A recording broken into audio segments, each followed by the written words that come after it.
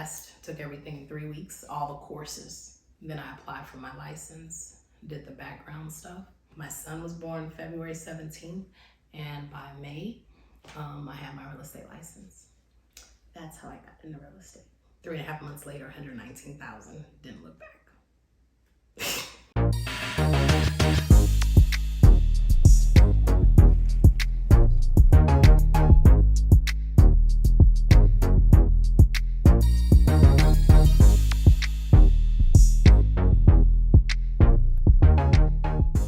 Allow me to introduce myself. My name is Delisa Rose. I've been in real estate for 25 years. I am within the top 1% in the country for the last 5+ years. I have received 2-3 Hall of Fame awards and a Lifetime Achievement recipient. I was voted as the most inspiring realtor, one of 4 out of 1.4 million realtors. I've owned 2 RE/MAX franchises, a title company and a mortgage company, and I'm currently a builder. I build affordable housing for low to moderate income families, and I am a philanthropist. I was also invited to the White House. But in any event, all of that means absolutely nothing if you don't know where I come from. I was born in East Oakland. I wasn't born in East Oakland. I was actually born in a hospital. Ended up in East Oakland on a street called Seminary somehow. But I come from a rock, bottom of the bottom, of under the bottom. I've been shot at 1, 2, 3 too many times. And when it came time for me to get away, I ran away from Oakland as fast as possible.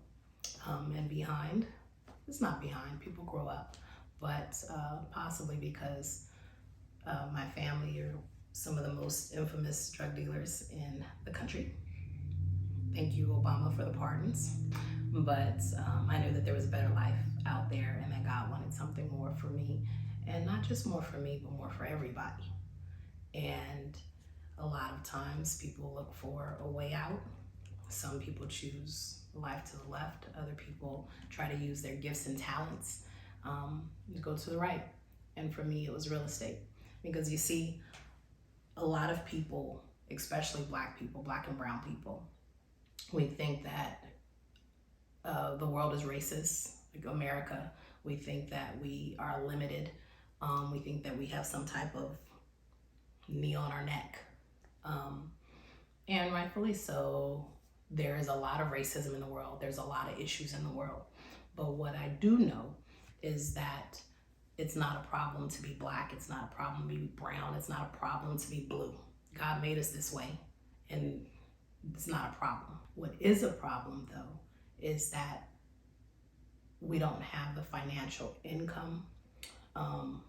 We're not empowered economically, and we don't have the resources that we need when trouble happens. So, for example, if we want our kids to get into good school, we need to be able to afford it, because there are good schools out there. When we want to eat healthy, there is good food. It's just expensive as heck. Healthcare is expensive. A lot of things are expensive. And I don't care who you are, what color you are, or how you look. When people have money, they get access. So for me, I said, you know what? I want to help people build wealth. I want to help people have a beautiful home and a safe environment. And real estate is that key for me. So after graduating from UC Berkeley, I had to say that, UC Berkeley, because it makes you sound smart. But little do they know. But anyway, I majored in community and economic development. It was city planning. I created it, city planning. At the time, they didn't have that as a study for undergrad. So they had interdisciplinary studies. So I created the city and regional planning, community and economic development study to learn how to develop cities. Graduated, came to Texas. Actually, there's a part. I came to Texas because of the Potter's House Church. Yes, the Potter's House Church of Dallas. Back then, it wasn't as big as it is now. T.D. Jakes wasn't as known as he was now. But whenever I would visit Texas, I would go to the Potter's House. And then I started planning my trips based on the times that they were having the revivals and everything else. And I was so inspired and so motivated that I'm saying, hey, it's time to get out of Oakland. Where am I gonna go? Texas. I came to Texas, took on a job with the city of Allen in the planning department. Politics takes forever. Egos get in the way. Who wants to be right? Who wants it their way? It's just adult tantrums with power. So I got tired of waiting because I'm impatient and said, let me get my real estate license. I got my real estate license when I was on maternity leave. So you get 6 weeks from maternity leave. I actually got 8 because I was had a C-section. And 3 weeks in, I was not wanting to go back to work. I didn't want to leave the baby, and I didn't want to just be in this political stupidity that people do. I can't live long enough for them to do all that. But I signed up for a real estate school at a school called Champions. And there's Champions and there's Kaplan in our area. And I took a hybrid, which allows you to go to class and study online. But if you miss class, it doesn't count against your attendance. Took everything in 3 weeks, all the courses. Then I applied for my license, did the background stuff. My son was born February 17th, and by May, I had my real estate license. That's how I got into real estate. 3.5 months later, 119,000, didn't look back. Fear is a good motivator, guys. Agents, hungry agents, being hungry, single moms, hungry agents, people with good work ethic. If you, boy, call me, I need you guys. But a lot of times people wait, especially when they get the real estate license. So a lot of times when people are getting a real estate license, they wait to get started. They wait to get their license. They wait for the right moment. Not just with real estate, but in general. And the best thing that you could do is just get ready so you don't have to be ready.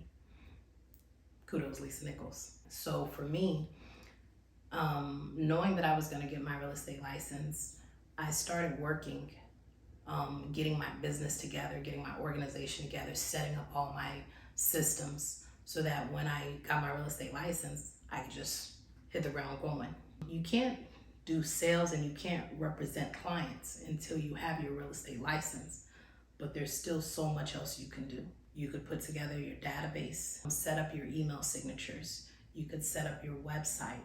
You could start sending, coming soon, get ready for me, emails, text messages, letters to everyone. You could survey everybody you know and find out who wants to buy a home in the next, 3 to 6 months. You could be doing all of that. You could research your brokerage, different brokerages. You could research different teams to find out who you're gonna fit best with. So the day that you get your license, you can call up your client and tell them, hey, let's write the contract. Instead of building your business for 6 months after you get your real estate license, you could be building your business for 6 months leading into when you get your real estate license. So therefore, once you're active, your business is ready to go. So that's kind of what I did. I basically did everything that I would have did had I had my license, except for representing people. Once I got my real estate license, I was all in. I quit my job. So don't quit your job, but I proudly quit my job. What? You guys, no, I'm not coming back. Matter of fact, I'm going to lunch. I'm not coming back. I didn't even get to take my, you're supposed to, let me say this, when you quit your job, you want to use all your paid time off, all your, vacation days. You want to do all of that. You also want to make sure you go to the doctor and get all your medical, dental, vision, everything straight for the month. You get it all in line. Have you ever just been so fed up with some people, you're like, deuces. So the next day, going into the real estate office, I think fear. I had a new baby, I had a mortgage, and everything depended on me. And I had to get it. I also remember that I dove in to get knowledge. I dove in to books, reading, finding out who the best coaches were. I did hire a coach. This is the best thing I did. Back in the day, it was Brian Buffini, and then Mike Ferry, who's Tom Ferry's father. But I did hire a coach, and I did what they told me to do every single day. There was no deviating. I wasn't lost in a social media world or anything like that. I put together a schedule, because successful people, no matter what industry you're in, they have a schedule. And those items on the schedule are appointments to themselves. I put together my business plan, my goals, my vision board, and all of the systems that I needed.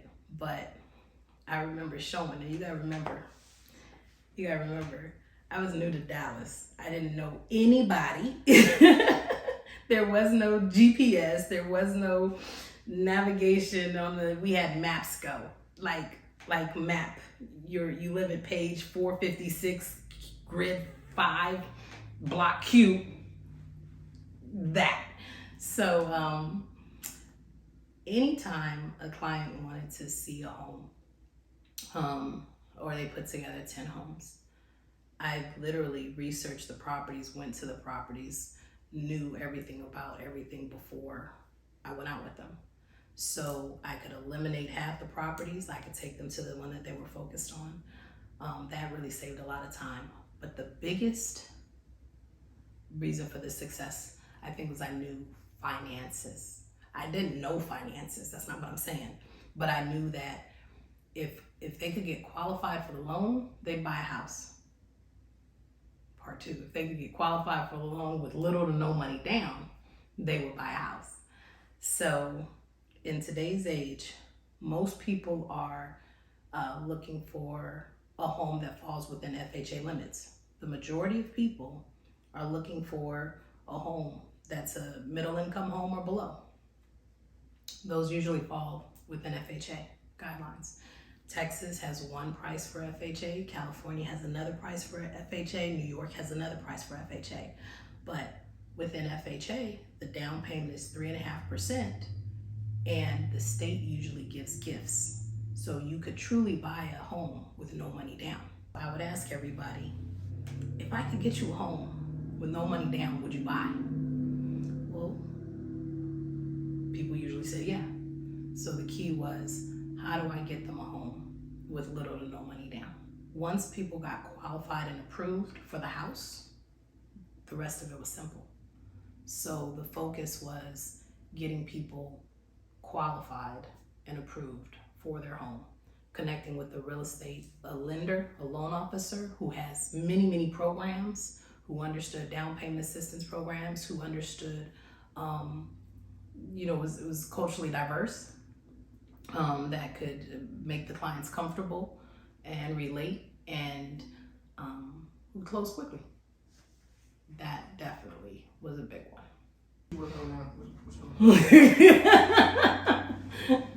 Would you consider yourself free? Free? What's free? Meek Mill? It was a goal of mine to retire at 45. So part of my life plan when I started 25 years ago was to retire at age 45. So I didn't retire at age 45. I got to retire last year when I was 46. And people say, when you retire, it means like you have nothing to do. Like you're about to just, knit and play with dolls and just die. And for me, it was more like the great resignation. So I retired from the hustle and bustle of trying to get this and trying to get that. I retired from, all of the stuff that doesn't matter. And said, I just want to live free, live happy, and do the work, live out the mission that God has for me.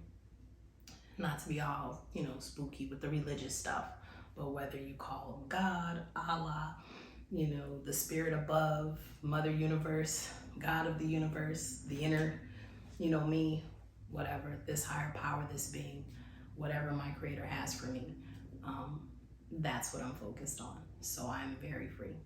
But one thing that I think, especially in the Black community, and I don't even say the Black community, just in this world, in this US, we're on such a mission to make money, get the bag, get the materialistic stuff, look a certain way, be a certain way, that we really miss out on why we're doing all that, because ultimately everybody just wants to like be happy. Everybody just wants to be in joy. Everybody wants to spend time with their friends and family. And like, to prove it, if you were gonna die today, what would you do? If you were gonna die in 30 days, how would you spend today? And somebody's stupid if they say, I'm gonna go buy a Lamborghini.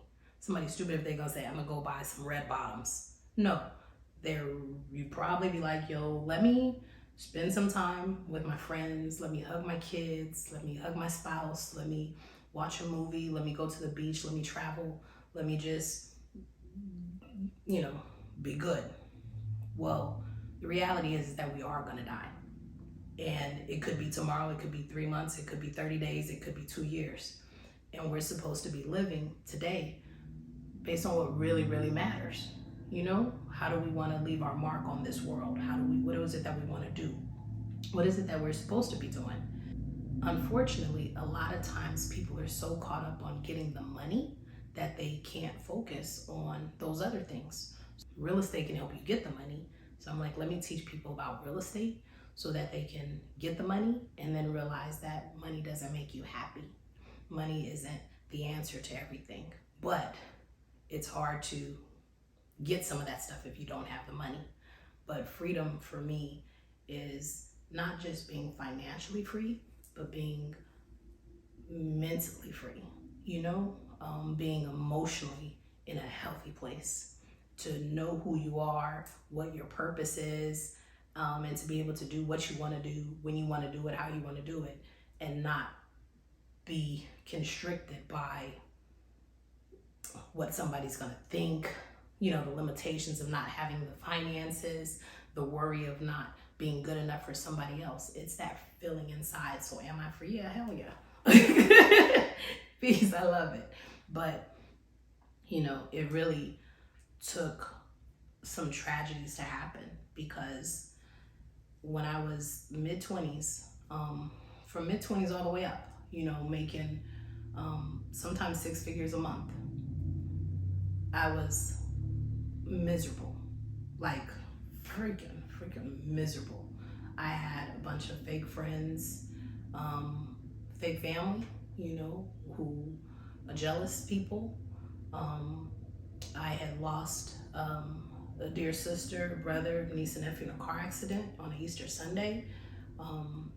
My grandparent had passed away, and I got hit with, I guess stress will kill you, but the onset of lupus, which is a chronic, painful disease. And at one point, even there was a neurology something going on where I couldn't move half my body. So literally half my body was like paralyzed. And when you're going through something like that and realizing that life isn't promised, that young people die too, that you could die tomorrow, I wasn't worried about, I didn't even give a damn about my Hall of Fame award. I didn't give a damn about, lifetime achievement. I didn't give a damn about the money in the bank. I didn't care about anything. I was really just focused on my kids. And sadly, when I was trying to, all the memories played in my head, each one of the memories that I had with my kids was, connected also to real estate. Like some real estate memory invaded the celebration with my kids. So for example, my kids' soccer game missed the first kick because there was a busted deal about to happen, and I do not have busted deals, so it could not happen. My daughter's prom, remembered running late, having to do this, having to do that for a client. And all of these, my life was spent working. As successful as it was still spent working. And I'm like, we shouldn't be, living to work. We should be working to live, and not focused on making money, but focused on what that happy space is. Because some people are just trying to get the bag and they don't even know how many bags they need to really be happy, you know, or how many bags they need to really hit their life goals. But it really took me almost losing my life and me realizing, you know, how precious life is, and the loss of some of my family, to realize that, yo, money don't make you happy. And I had a lot of money and it doesn't make you happy. So even though I teach like the value of real estate, how real estate helps you get the bag, the whole focus is D Rose for real estate, that is, and all things real, meaning like all things that really matter. And that goes beyond money. So it's more like the estate of being real and the estate of being free. Hey guys, no. Hey guys, this is Delisa Rose, aka D Rose for real estate, that is, and all things real. And I just want to thank you for tuning in and listening to that story. I hope it touched you. And I ask that you subscribe. So whatever you're doing, if you liked what you heard and want to hear more, please click wherever the click button is. I don't know all this stuff. Just click and subscribe. Thank you again. Have a blessed day.